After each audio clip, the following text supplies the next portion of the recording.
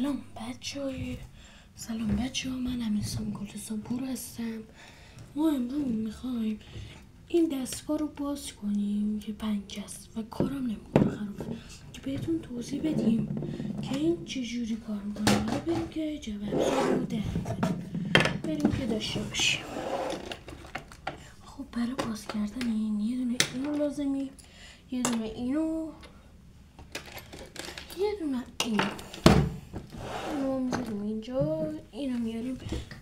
بچه های عزیز، اون موقعی که من اینو باز میکنم لطفا شما برید دکمه سابسکرایب و زنگوله رو و لایک فراموش نشه، برو که داشته باشیم بچه. بعد اگه حمایت کنید قراره ویدیو بهتری بذارم از GTA یا حالا یه سری چنل های دیگه و اینا. اگه زیاد حمایت بشه میذارم. بچه این صدا که میشنوید برای گربه مونه که میخواد بیاد تو اتاق و من نمیذارم بیاد چون سر صدا میکنه اذیتم میکنه.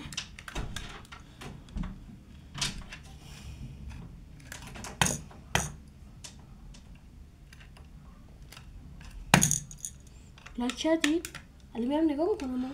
سابسکرایب کردید؟ باید بکنید عزیزانم.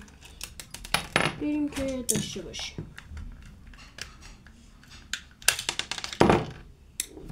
اون دکمش بود بچه ها نکنید اینجا رو. اینجا ما یه دونه باتری داریم که باتش 220 والته. اینجا ما یه دکمه داریم اینجوریه. بعد اینجا هم یه دونه جا شارژریشو داریم. بعد میریم سراغ اصل کاریش. اینجا یه دونه آرمیچر داریم که اینم پرشه و پرش بعد اینجوری.